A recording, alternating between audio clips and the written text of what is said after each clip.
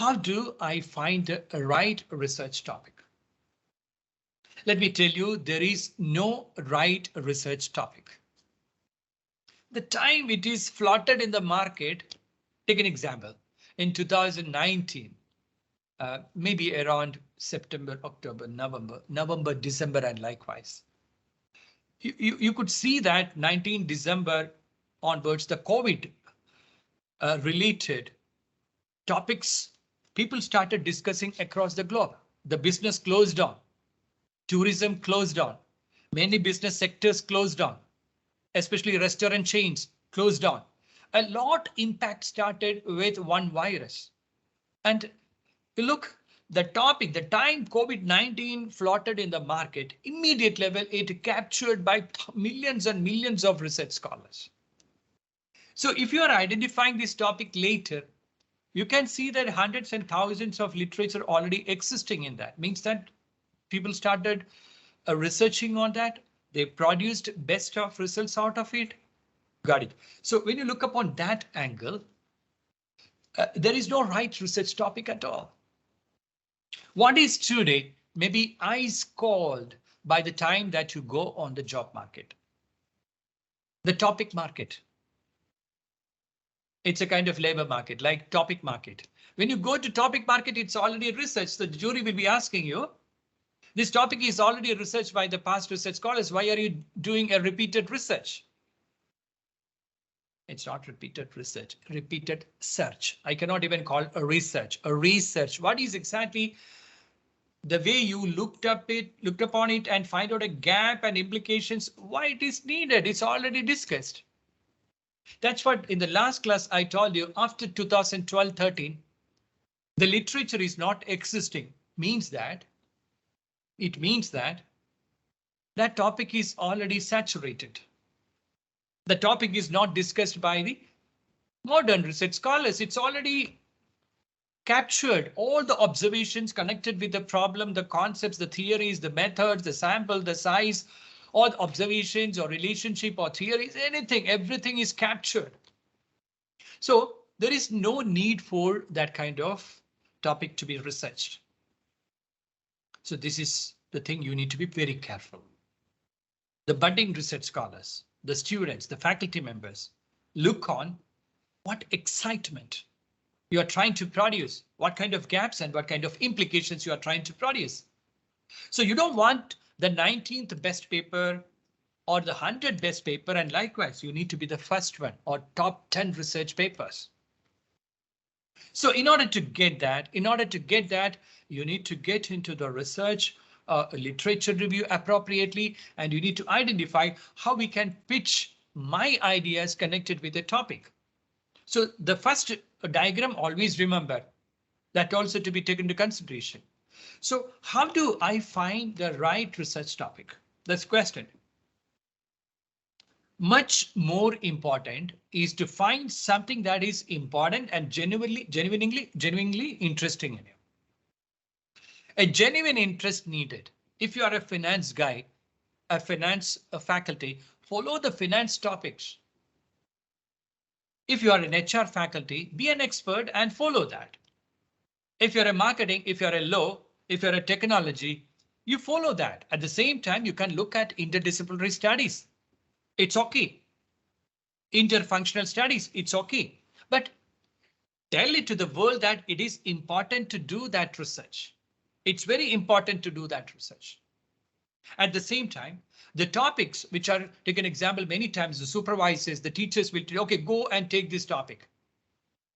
When you go and take this topic, the issue is that you don't have an appetite. You don't have any interest. It's a supervisor's interest.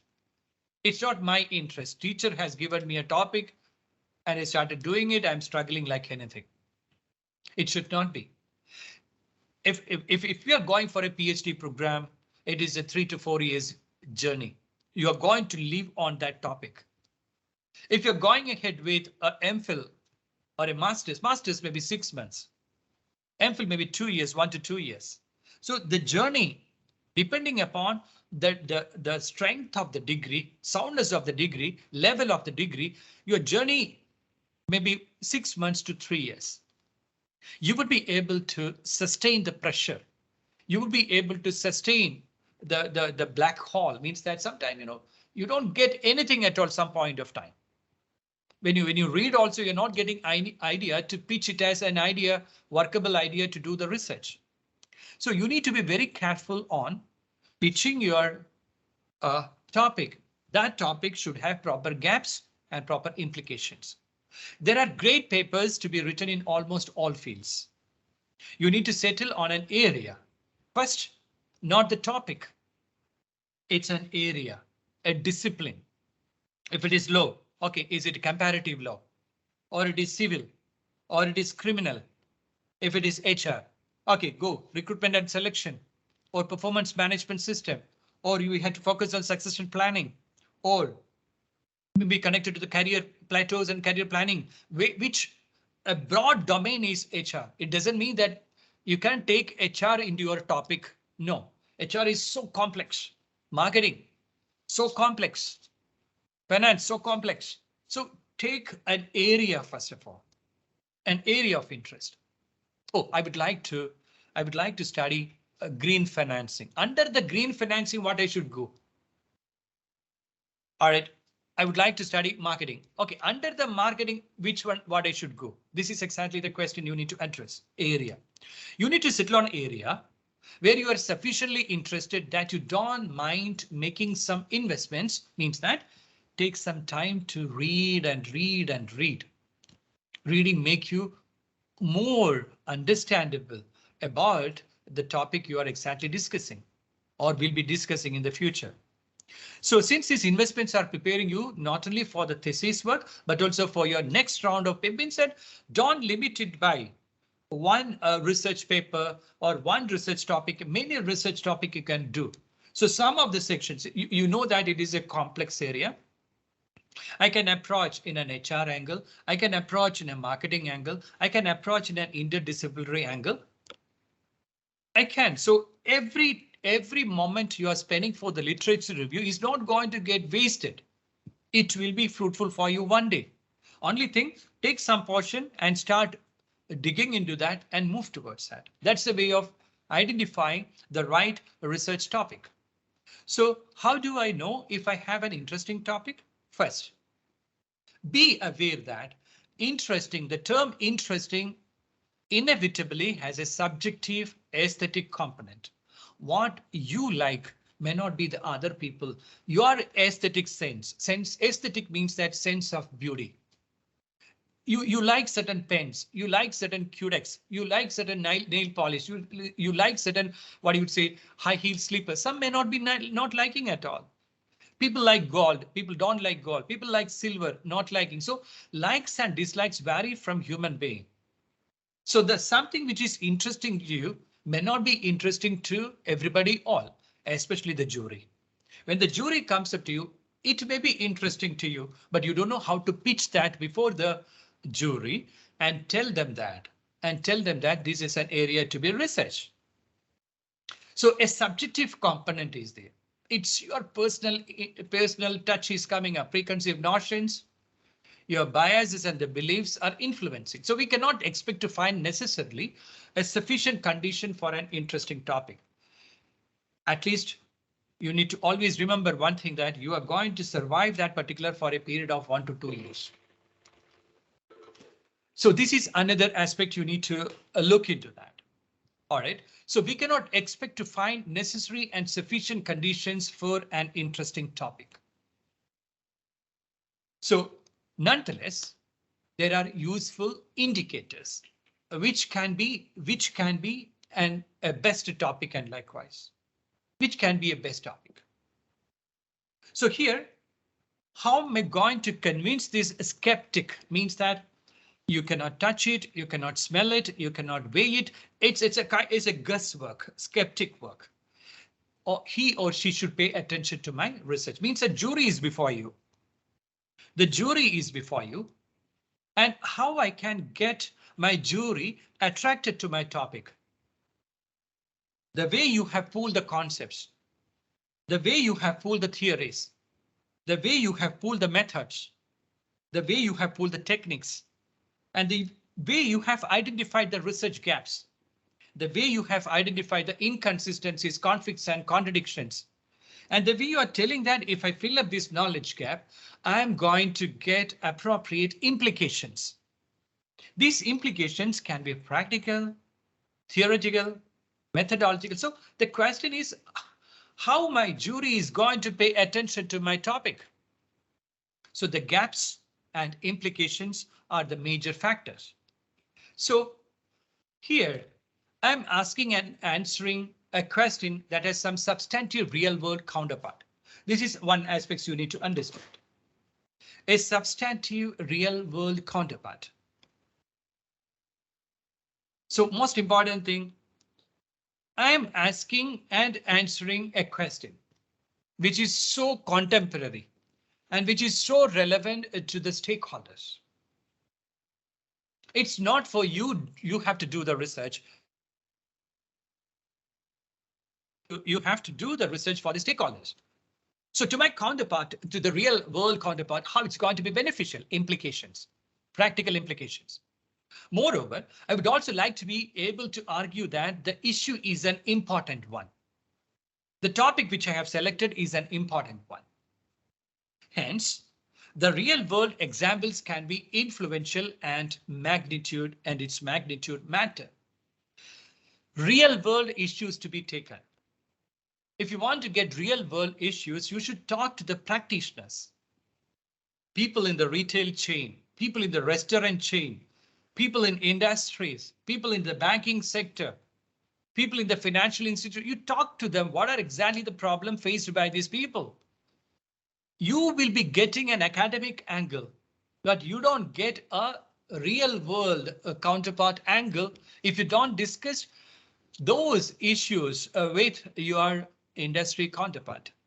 So practitioners' knowledge is important because ultimately your implications are connected to the practice, practical implications, practical consequence of my study. If I complete the study, these are the practice. Performance going to improve, market share going to improve. Likewise, the practice based consequences. So we need to catch up the real world examples connected with the topic. In trying to convince yourself and others, you should be as concrete as possible in explaining both the type of problem to which it applies and what magnitude of. Magnitude means in depth. Take an example, surface level also. But surface level, you can see a problem is precipitated from this angle to this angle. But this is not exactly you are supposed to tell to these people. You get this problem, you come down to this problem and tell deep level. Research is deep and research is not a surface level interaction. You have to go deep down and understand the hidden variables, hidden factors connected to the problem in the Bahrain context. In the Bahrain context, there exactly your study turned to be relevant. So always look upon the magnitude of the study, how much in depth the problems are not precipitated by the past research scholars. Hence, because there is a gap and I'm trying to bring the topic to Bahrain context, I'm going to get deep into it and tell you how these factors are having relevance in Bahraini context. Next is how do you convince your reader that you have something new and important to say about the problem? There is a problem and I'm going to do that research. I need to tell it out to the readers, to the jury, everybody, something new and something relevant, something important about the problem I'm going to discuss. This is not the way the other people have been discussed. I'm going to discuss today. I'm discussing in a different angle. Everybody discussed about the poverty and unemployment in an economic angle, but I'm going to discuss the same topic, but in an entrepreneurial angle, or a psychological angle, or a sociological angle, or is a cultural or Bahraini cultural context you are exploring, entrepreneurial orientation and intention of the students studying in Bahrain Polytechnic University regarding entrepreneurship. So let me stop to emphasize here in this context, what is most important thing identifying a topic is gaps and implications. So the topic is coming One side it is gap, another side it is implication. Consequences of the study. So it should be new and important, and is one with a real world counterpart of some significant magnitude.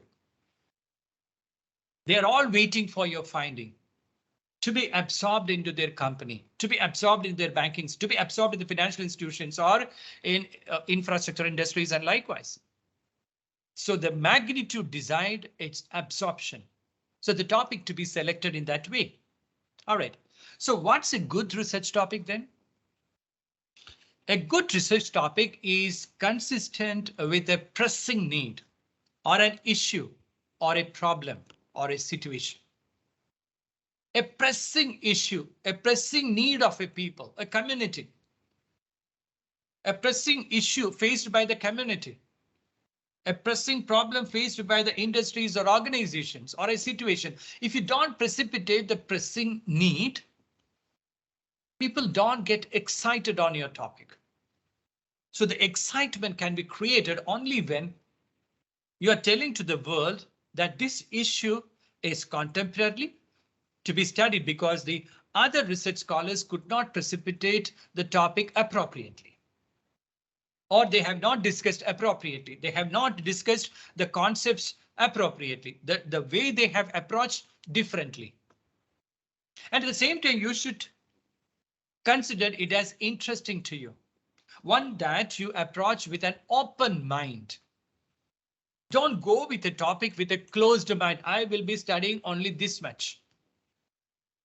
The most important aspect is an open mindset. Researchers always should have an open mindset to accommodate. An open mindset to accommodate as many concepts, sub-concepts, dimensions, sub-dimension, theories, conflicting, popular, methods, anything should have a broad mindset to accommodate first. It doesn't mean that accept it. There is big difference between accommodation of people and accepting. You accommodate so many people around you. It doesn't mean that they're all your good friends. Accepting that person as a good friend depends upon the way you are exactly scrutinizing after accommodation. Accommodation is the first scrutiny. Then you are considering acceptance. And then only you are considering for any assimilation. So you need to look at the open-mindedness of a researcher. Accommodate it. Later you will screen it out with logical reasoning and arrive at your topic. So narrow enough means that narrow enough. You need to have completely broader perspective first. Then come down, narrow down, and reach up to a few topics which are so relevant, having its magnitude very high, and that area contemporarily less researched into. Got it? So this is the way you need to identify the topics. So the question is, what is exactly this narrow enough? Exactly how narrow more art than a science? We can talk about narrowing the topic, but neither it is a kind of science or it is a kind of art. It's coming in between. Capturing that narrowness is a matter. So if your topic is so broad in nature, you will be unfocused. If you're taking an area of interest and you identify your topic, if the area is so broad means that you take into example of finance. Finance having so many areas, exactly. Equity is there, or share broking is there, stock broking, derivatives are there, then connecting to corporate finance, then portfolio management, then asset management. It's a lot. A finance domain is so huge. So if you consider it is too broad, you cannot arrive at a research topic appropriately. But at the same time, if the topic is too narrow, the problem is that you won't be able to capture the appropriate literature review. You don't get the literature. The first one, if it is too broad, you get a lot of literature, a lot of concepts, a lot of theories, a lot of methods. You are so confused. But when you go down narrow, the topic, too much narrowing will be leading to what you would say, too much narrowing will lead it to what? It will be leading to less literature, less number of theories, gray area of concern and gray area of concepts, methods. You'll be struggling to fetch it. So that's what I'm telling. It is neither an art nor a science, neither too narrow nor too broad in nature, your topic, or else you'll be facing trouble. So you need to strike a balance between the narrow and the broadness. And preliminary, that's what I told you, would mean to have an open mindedness to accommodate the research topics. So in this weird world, it is probably easier to be broad than too narrow. So you should be understand the difficulties connected with. And sometime interdisciplinary, cross-border research, cross-country, cross-functional, cross-disciplinary is coming up. So you need to be very careful when you have to move towards or arriving at your own ideas and topic. So what's narrow enough? Take an example, you're making a study on what do you say, Yellowstone Park and likewise. So you can, if you're focusing only on endangered species, environmental protection, national park policy, Yellowstone, so federal wolf management, ranches, right? All these, each of these too broad or too vague when you consider this area.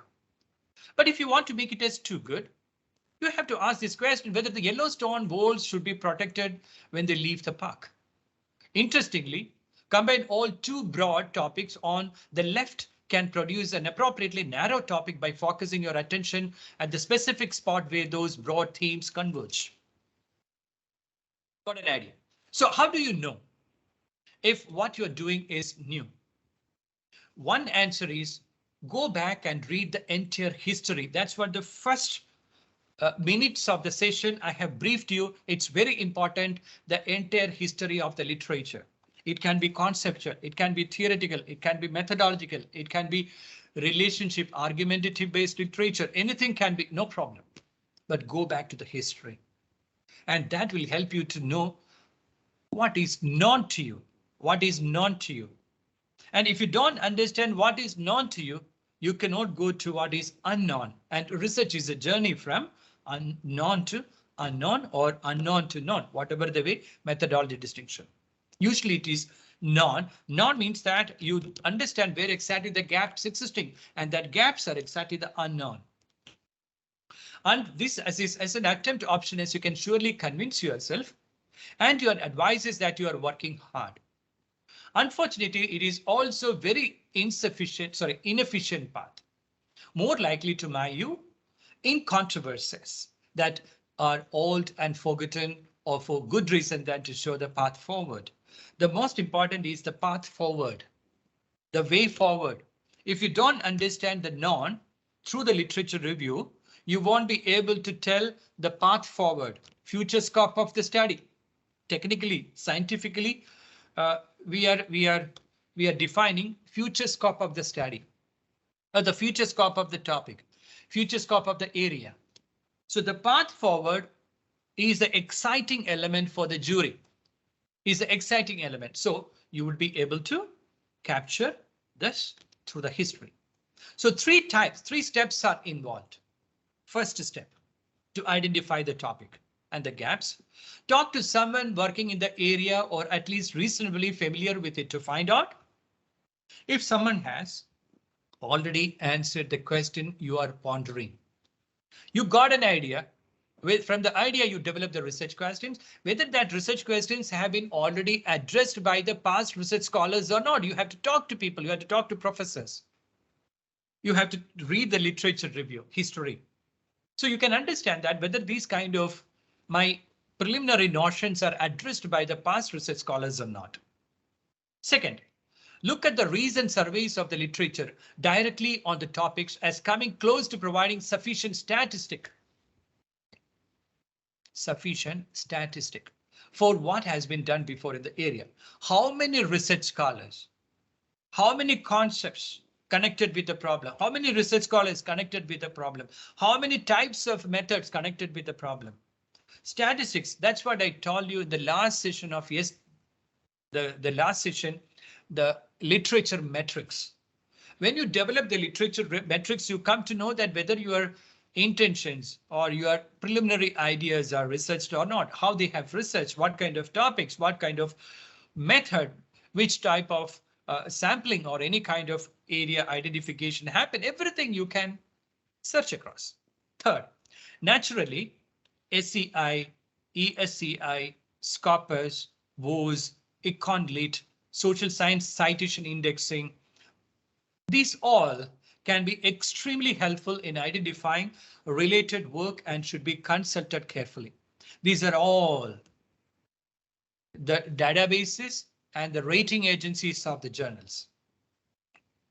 And these people, these terms, source science indicate, emerging source science indications, or SCOP, so WOS or EconLit, SCI or ESCI, emerging social science citation indexing. So all these can give you an idea what kind of topics to be studied. Then how do I move then?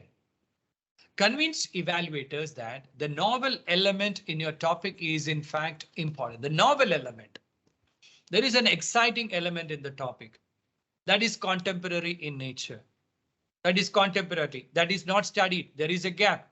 And if I study, I can fill these implications, practical, theoretical, methodological, social, all significance I can come up with.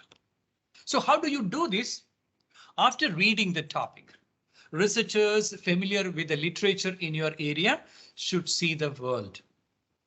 One element would be people have understood is important, but have not known to solve how to solve it.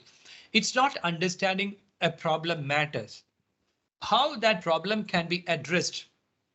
That way you can make it excellent. And if you can make an advance of this type, that will be very impressive under reasonable assumptions. So under reasonable hypothetical mode, assumptions mode, how this testing is important for the stakeholders. And these assumptions that you make are more reasonable. Don't go ahead with a very complex assumptions, very complex assumptions. Go with doable assumptions exactly. And that can help you to accomplish your research questions appropriately answered. How do I move? If you're working on an empirical topic, again, it is not sufficient to do something that is new.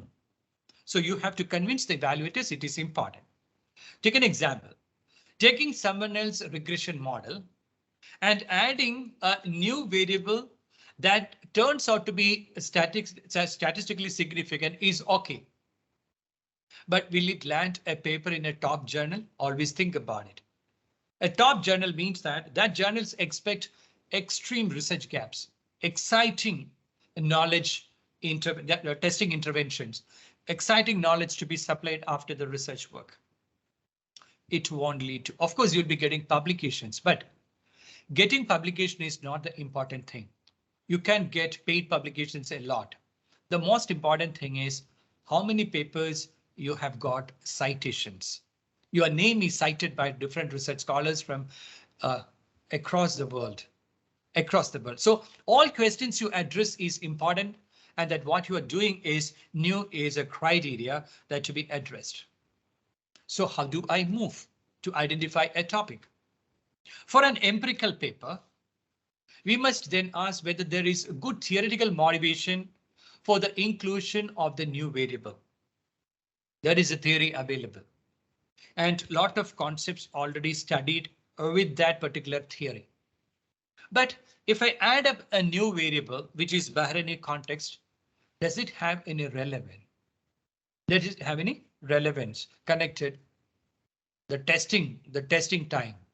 If I do the testing with a new variable, incorporating into the theory, into the Bahraini context, does it have any relevance? So statistical significance, do I get it or not? Economic significance, do I get it or not? Practical significance, do I get it or not? Theoretical significance, do I get it or not?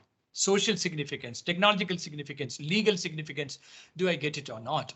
If you can answer all these by just looking upon the topic, I'm telling you, you are on the right track. And if you're not getting answers, it's a time for you to explore, explore, and explore. After reading your study, will the leading researchers in the field forced to look at the area in a way differently or not? That is the success of you. So if yes, then you have a nice paper. You should send to a top journal. If not, then maybe you should think again about the value of the project. So how do I move? A similar set of questions. If you make a larger departure in your empirical framework. So the question, a similar set of questions arise if you make a larger departure. What are the questions they are asking? There is a theory available. There are well-established concepts available as IV, DV, everything. So the question is, how far your departure from that existing knowledge make it more excited to the jury?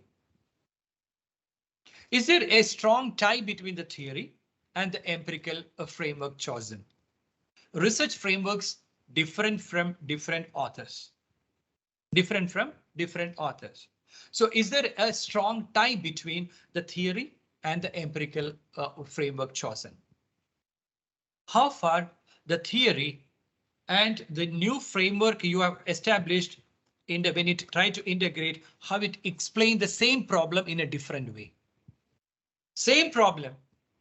People discussed in a different way, and you are going to discuss in a different, how it is so exciting to the jury. Is the approach sufficiently well motivated? That means you are not using, take an example, mono method, quanti or quali. Your approach is a combined or mixed method approach. Both by the theory and the econometrics or sociometrics or psychometrics or any kind of management metrics. Underlying the specification that the results of the study are likely to move people prior about the economic, social, managerial magnitude means that they have studied in a social angle, psychological angle, theoretical angle, economic angle. They have discussed all these things. But how the results of the study are likely to move people prior to the different aspects that they have missed out to engage that particular concepts or the way of doing in their study, with which your study turned to be very relevant. Another question you need to ask when you look at a topic is it true that the profession tend to grant more latitude to the researchers who are trying to address an interesting new problem empirically, partly on the idea that follow on the work may help to elaborate the robustness of the framework. The framework is stipulated by the past research scholars, but the way of incorporation of the new concepts and the sub-concepts through your topic domains and like how it's going to elaborate or enhance or create a strength to the existing framework. This is exactly the way you have to look at the topics. So here the question, where do I start? And the strategies for a research. Where do I start? To identify the topic and the time I have to spend for this particular topic. So here, if you want to write applied theory, read the empirics, empirical observation. Theory means concepts, proposition, logic, and boundary, and that to be connected and that to be tested and that might have tested. Number of internally consistent theoretical models. So when you do the literature review, you need to get all the models from the past research scholars, all the theories from the past research scholars. Interesting applied theory is not just looking down the matrix of combinations of possible assumptions to find cells that have not been filled in. It's not just filling up these applications. It is exactly genuinely how that particular applications can fill up the gaps. It has its consequences, future consequences. If not filled up, these are the consequences. Your profit is going to go down. Your market share going to go down. People will be leaving your organization and the product acceptance will be going down. Likewise, you are telling a lot of going down the issues if you don't look at my findings. So theory. Several good research, good reasons to steep into your theory. You can search first of all a theory. A discipline. Psychology has different theories. Sociology has different theories. Marketing has different theories. IT has different theories. Criminology, psychology, law, different theories. So look at select a good theory which is so applicable now. And theory can be your the base, the fundamental with which you can select a topic. So the first is simply because you would like to have your empirical workplace, some intellectual capital online. Already existing theories with which many research scholars have already done their research. So it is available already. So you don't have to have a painful journey if you select through theory topics. What views of the world will be affirming or abandoning? That means on the basis of which are the viewpoints abandoned by the past research scholars? Which are the findings affirmed by the past research scholars? You can make an analysis. So if you do not have an answer to this, then the empirical work will not be very exciting. So theory is important. Theory is basically using for testing the relationship between independent and dependent variable. So you need to get appropriate theory to arrive at a topic. The topic to be well connected to the theories. A second reason for theory is that the more closely your empirical work is tied to the underlying theory, the more convincing will be the resulting estimates.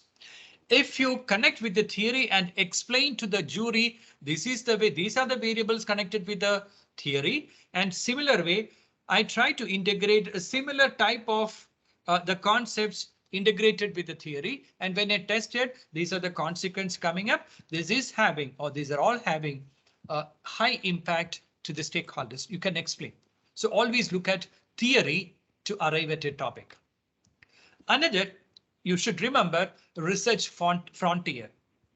The topic widely discussed by the past research scholars or current research scholars with high magnitude.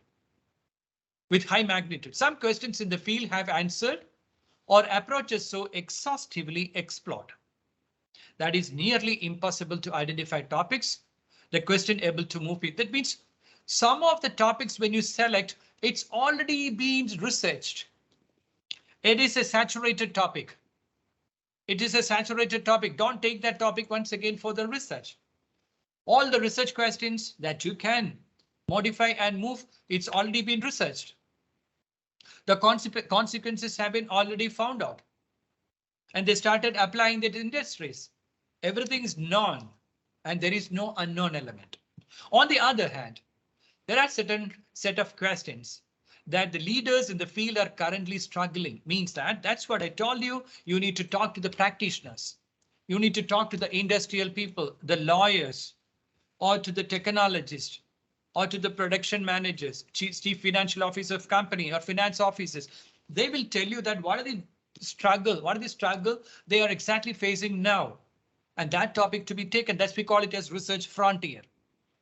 The topic which are elaboratedly or deeply or magnitude wise, they are discussing now. So being able to weigh in on this problem with a new insight, it's an important step. How much this topic is contemporarily discussing by the current research scholars are discussing widely this kind of topic. So your task as a research scholar is finding the frontier, finding the right research topic, the contemporary research topics. So what you can do is that you can go weekly departmental seminars. If Bahrain University is organizing some sort of departmental seminars, you can ask the research scholars, even the students can go to the seminars and make a presentation. At the same time, in the university setup where I am exactly, we have School of Engineering, School of Medicine, School of Management, School of Social Sciences, School of Law, School of Natural and Applied Sciences. A lot of departmental seminars are happening.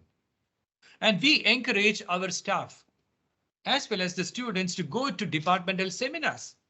And freely they can enroll and they can just sit and understand how the engineering discipline is moving towards more machine learning or big data analytics or deep learning statistics and likewise.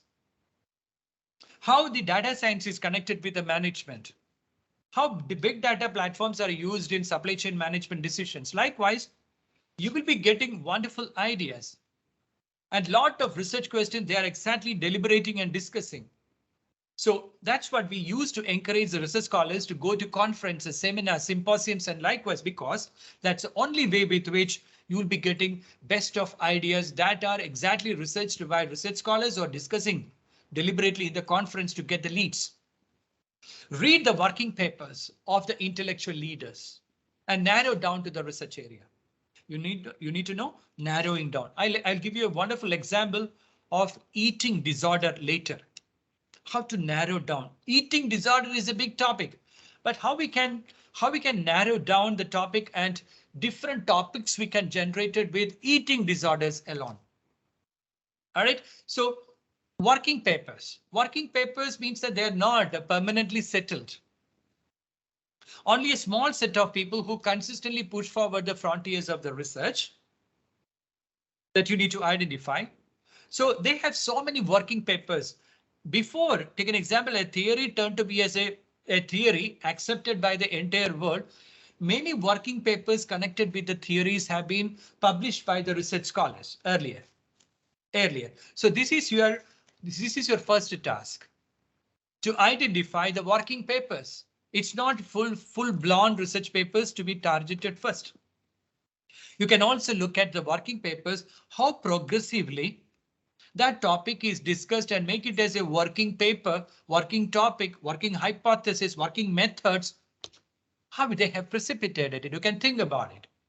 So one of your early exercises is to identify the research community, find out what the problems of which they are struggling with currently because they don't get appropriately the answers or the consequences.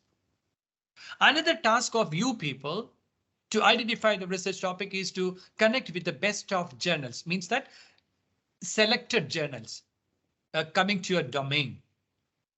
You should expose yourself to the material broader than your own research project. In order to get that, textbooks are not sufficient.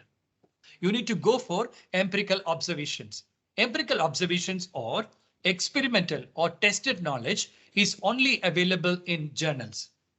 The first is that there may be unexpected synergies between the work in other fields and your own inquiries. A lot of, and you are making an inquiry, you are making an investigation related to a topic. And connected to that, so many other research also might have conducted. So you would be getting an idea about what kind of topics, what kind of concepts, what kind of method are all these used in line with your inquiry, you can understand. Second, by reading some of the best research and by looking at it with appropriate research questions in mind, you can come to understand correctly what professions recognize as outstanding. Which are the professions with which more challenges are happening, where exactly the domains are accepted or the kind of research investigations are going on, where exactly the research scholars are accumulated a lot. These are all you'll be getting through basically journals alone. Then another thing you can do is question authority. Read what is being written in your research field. Recognize the contributions that have come in prior literature, but do not be awed by it. The questions, everything, whatever the things come to your what do you say, mind after reading the literature, don't accept. Researchers should have the ability, a critical ability with which they should not accept anything come before you. This is a critical mindset. Whatever the things come to your mind, you should always have supporting evidence. You question the authority. Is it the way it happened? Is it the sampling to be used? Is it the method to be used? Are these exactly the concepts to be studied? Any other concepts, Bahraini context coming up? Is it the theory to be focused? Everywhere you have to ask the question. Never accept anything very fast. Do find the arguments which are convincing or not. So question the authority. Are there some lapses in the broader claim that are made in the past literature? Lapses, lacunas, missing element, gaps, problems. Often these will be the parts, that means the weaknesses of the past claims that open for new and interesting papers. The other research scholars, what they couldn't accomplish it. And that exactly your opportunity that exactly your strength with which you need to develop your own papers. While one should respect prior work for having brought the field as far as it comes up, every step forward begins by recognizing the limitations of what has come before. As yes, the last class I have mentioned to you, literature review is not just cut and paste things. Literature review is basically recognizing the limitations of the past, methods, the concepts used, the population identified, the theory used, the techniques used, the data collection, everywhere. What are the limitations?